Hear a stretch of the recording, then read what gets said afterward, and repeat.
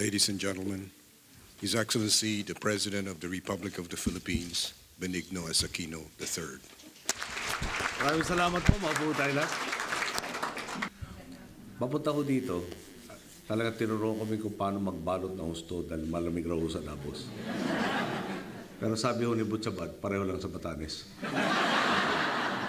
Basta may bagyo at madaling araw sa bandang Enero at naka-short pants ka lang, ganun kalamig raw sa Batanes. Pero talaga naman nung napakainit ng pagsalubong niyo. Alam naman ho nyo, no? Mga pangatlong araw ba natin dito? Pangapat na araw. Sensya na okay, pinalis kami ng Pilipinas kasi alas 11 ng gabi. Kaya counted na raw yung 1 day. As pagbalik ko, siyempre, bibigyan kami ng mga 5 oras, balik yung mga problemang hinaharap natin. Pero ang init ng pagsalubong nyo, kaya sulit na rin nung walang tulog, gininaw, pero marami ho nangyari. Kaya ulit, maraming salamat po sa inyo lahat.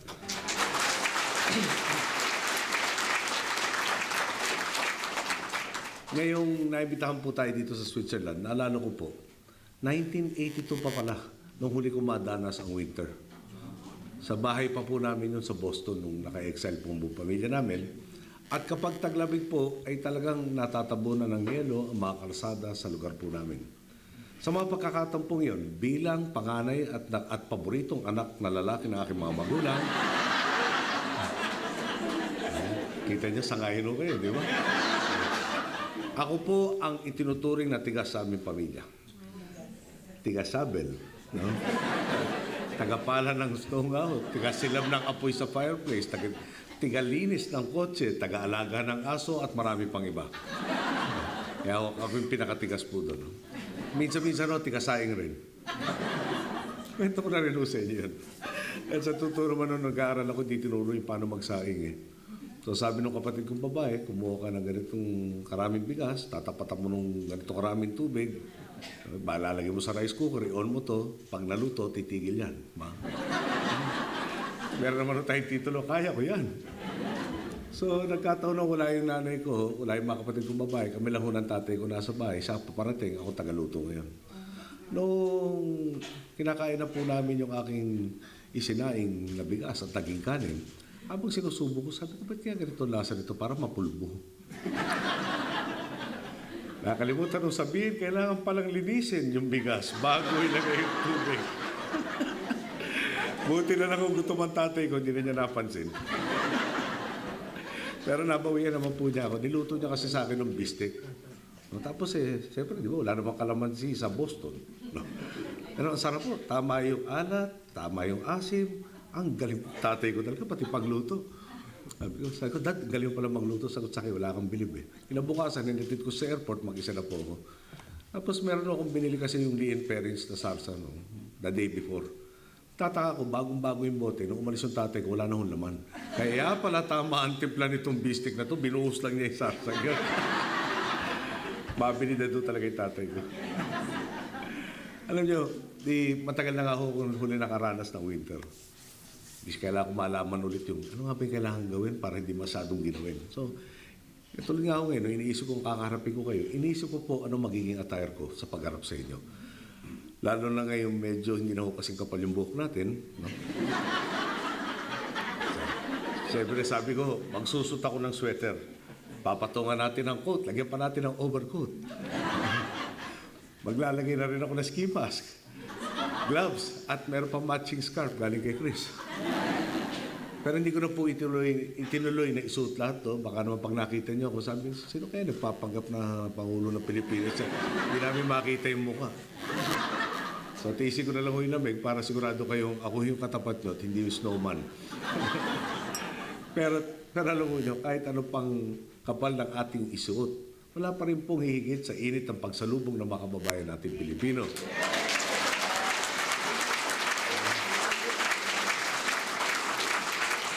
Kaya naman po, maraming salamat ulit sa pagyakap ninyo sa aming ngayong hapon. Talagang pong napaka-warm ng welcome po nyo. Talagang napapawi ang ginaw at pagod ng buo nating delegasyon.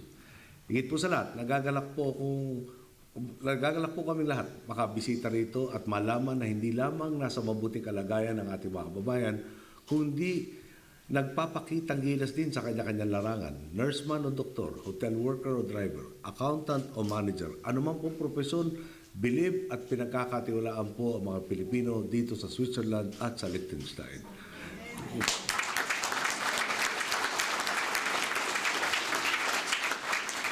Sabi nga ho ni Ambassador Bahay, kulang na lang po na magsabit tayo ng banner sa convoy na nagsasabing, "Proud to be Pinoy."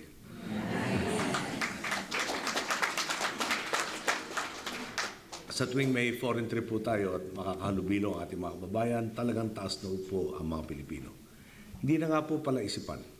Pagkalooban mo lang ang Pinoy ng kaalaman, kasanayan at karanasan. Ipwesto mo lang ang Pinoy sa tamang lugar o kalagayan. Bigyan mo lang ang Pinoy ng sapat na panahon. Magpapakitang gilas po tayo talaga.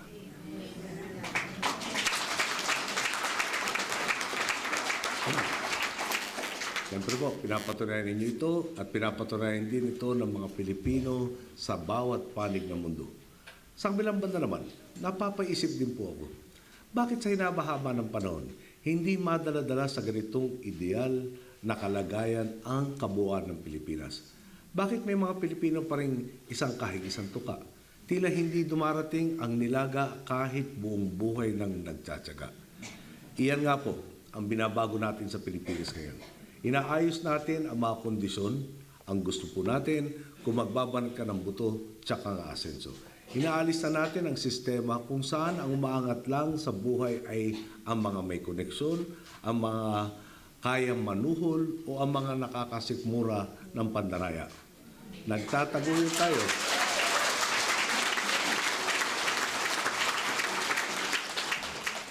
Napatingin ho si Jake ng relo niya, baka maiwan na ho kami ng aeroplano. Huwag kang maglala, Jake. Papaspasan natin to. Baka malagay pa tayong absent sa Lunes. Nagtataguyod tayo ng lipunan kung saan kapag pumila ka, uusad ka. Kapag nagsumikap ka, mabubuhay ka ng marangal at hindi inaabot ng gutom. Hindi naman po natin kinakailangan ng agimat o orasyon para simulang ilatag ang pagbabago ito. Ginawa lang po natin ang dapat. Ang pera ng taong bayan, itinutok natin sa mga programang may katuturan. Sinunod natin ang mga batas at pinananagot ang mga lumalabag dito. Ang sabi nga po natin noong kampanya, tanggalin ang tiwali at itama ang mali. Hayaan po ninyo akong magbigay ng ilang halimbawa. Meron pong isang kontratang pinasok ang pinalitan nating administrasyon. Sabi po nila, ide-dredge daw po ang Laguna Lake. Maganda nga naman po sana. Tatanggalin ang naipong sediments upang lumaki ang water holding capacity ng lawa. Ganda ho pakinggan, di ba? Dahil yun ang kukunan natin ng tubig para sa National Capital Region. Ang problema lang po, natuklasan natin ang hukayin sa isang bahagi ng Laguna Lake. Itatambak lang pala sa kabilang bahagi ng Laguna Lake. Makakala nyo, nagbibiro ako, nandun talaga sa kontrata yan. Siyempre, tanong naman ng ordinaryo Juan de la Cruz, paano naman lalaki ang water holding capacity kung ganun? Tapos, gagastos pa tayo, no? Ulitin ko, tayo, na hindi bababa sa 18.7 billion pesos. Okay.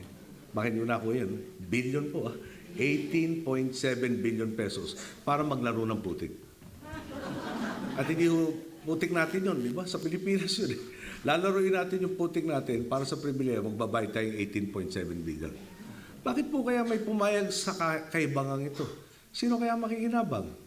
At palagay ko, hindi maglalaon, may madidemanda naman tayong panibago. Hindi po tayo pumayag, pinigil po natin ang kontratang ito. Simple lang naman po ang gusto natin. Kung may kontrata, idaan sa tamang bidding.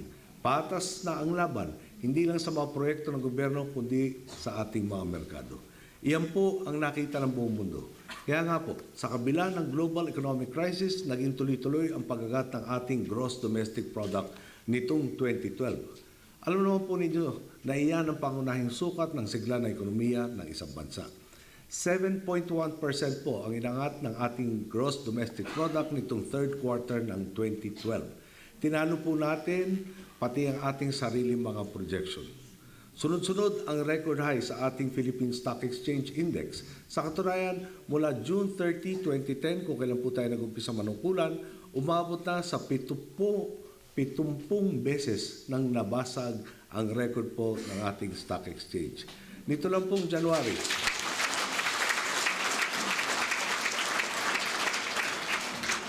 Dito lang pong January 18, nagsara sa 6,171.70 ang ating stock exchange. Isa na naman pong record high. Alam po niyo, bago tayo naupo, pag umabot ng 4,000, pipitik lang mo sa 4,000, bababa na ulit. Parang paniwala ho, hindi kayang manatili doon o lampasan doon. Ngayon po, 6,000 na. Yung mga gumawa po nito, sabi sa akin hinamo ko na rin. Kako nasa 6,000 eh. Saan naman tayo tutugo susunod? Baka naman pwedeng 7,000. Ang sagot sa akin kanya, siguro baka 6,500. O pwede na yung 6,500. Baka pwede mangyari sa birthday ko next month na yun. Sabi ko na, hindi, 7,000 na bago matapos ang taon. So palagay ko, hindi pa naman sila nasisira sa atin. Mukhang malaking pag-asa mangyari po yan. Paglalo pa po tayo nagtulungan, hindi na po ako magugulat kung sa susunod, sa tala na tayo ng Guinness Book of World Records, mapapabilang sa husay ng performance sa ating stock exchange. Naalala ko nga po dati, sa panahon ng aking ina, naisama po ko sa ilang biyahe po niya, nagpunta po kami sa Japan, at halos nagmamakaawa tayong magtayo sila ng negosyo sa Pilipinas. Pero ngayon po, tayo nang pinipilahan. Gusto nilang makisakay.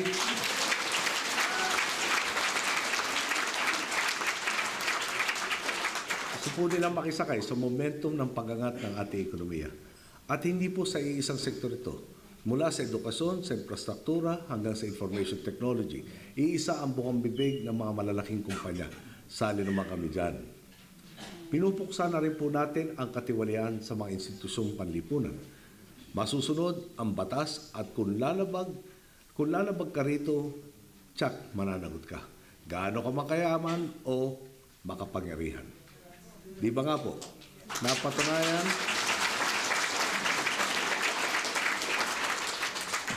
di po ba napatunayan yan?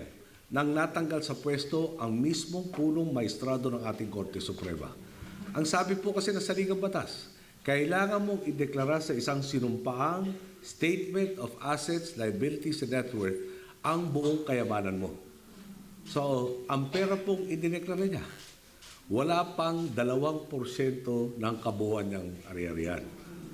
Okay. Para sa English mo, less than 2% of his cash assets was declared. Okay. Kailangan lahat. Ikinubli niya sa publiko ang mahigit 98% ng kanyang pera. Matapos ang impeachment trial na sinubaybayan po ng halos buong Pilipinas, lumitaw po ang katotohanan at walang palusot na umubra sa taong bayan. Ngayon po, gumugulong na rin ang reforma sa ating pong hudikatura. Isa pa pong halimbawa, di po ba kay tagal-tagal na di matanaw ang kapayapaan sa Mindanao? Ngayon po, siguro nabalitaan na ninyo ang framework agreement na nilagdaan sa pagitan ng Moro Islamic Liberation Front at ng ating pamahalaan. Sa halip na ulitin lang ang dating all-out war na estratehiya, all-out justice ang ating naging tugon. Ang mensahe natin, ang bandido ay bandido. Pero kung talagang may lihitimo kang hinanakit, dala ng kasaysayan ng pang-api, handang makipagbayanihan ang gobyerno. Imbis na walang humpay na barilan, ipinarating natin sa ating mga kapatid na Muslim.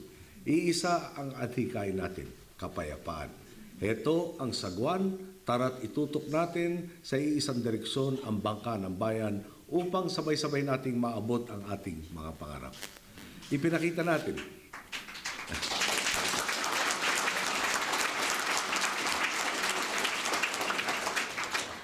natin sa buong mundo ang bisa ng isang mapayapang dialogo. Higit pa rito, inilalapit natin ang Mindanao, ang naturingang land of promise sa pangako ng kapayapaan at kasaganahan na matagal na siyang naniyang inaasam. Sa huli, naniniwala po ako na anuman ang sitwasyon natin ngayon, dinala po tayo dito na kolektibong panawagan ng Pilipino sa pagbabago. Naharap po tayo sa isang sangandaan kung saan kinailangan natin pumili ng tatahaking landas. Dito ba ako sa nakasanayang ruta ng baluktot na sistema? O ikakabig ko ba sa tuwid na daan kung saan ang sambayanan ang mabibigyang kapangyarihan upang sama-samang isulong ang bansa? Kung iisipin, napakadali po sana ng naunang ruta. Pipiliin ko na lang ang normal na buhay kung saan sarili lang ang kailangan kong intindihin. Opo, madaling sabihin. Pero hindi ko po yata ito maatim na gawin. Kung ito ang landas na pinili kong tahakin, para ko na rin sinabing normal ang masadlak na ang masadlak ang Pilipinas sa katiwalian at kahirapan. Normal ang talikuran ang ipinaglaban ng aking mga magulang. Normal ang pagtaksilan ang mga Pilipinong matagal nang naghihikaos para sa mas paliwanag na kinabukasan. Buong loob po nating pinili ang tuwid na landas, kaakibat ang lahat ng kailangang pagdadaan ng lubak at sakripisyo. Hindi na po bago sa atin ito. Ako po, 12 taong gulang pa lang nang makaranas ng martial law. At mahigit 40 taon na po ng aking buhay ang umikot sa mundo ng serbisyo publiko. Dati po ay dakilang alalay, ngayon inalalayan ng lahat.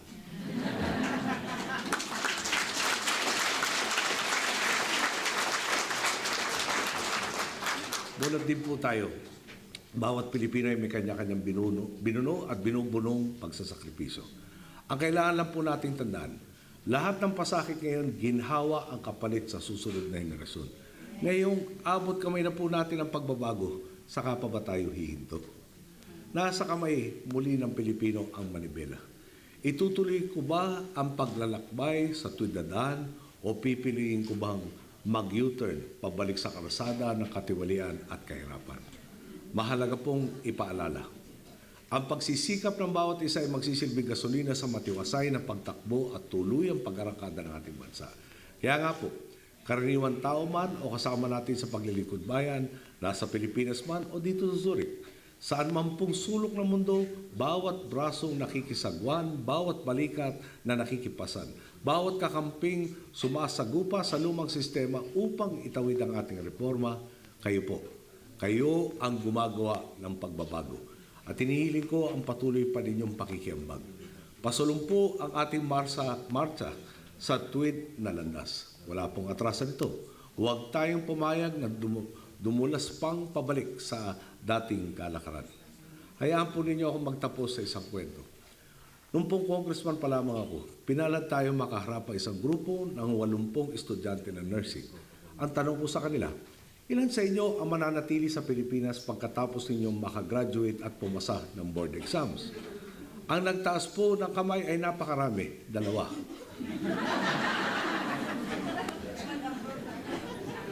Wala na nga po sigurong dudang nagbago na talaga ang Pilipinas. Kung dati po ang tinatanong sa inyo kung mabisita kayo sa atin, paano ka nakaalis? Ano mahakbang ang ginawa ninyo para makatakas? Ngayon po, ang malamang itanong sa inyo kung kayo mauwi, kailan kayo uuwi ng permanente. Tunay nga po,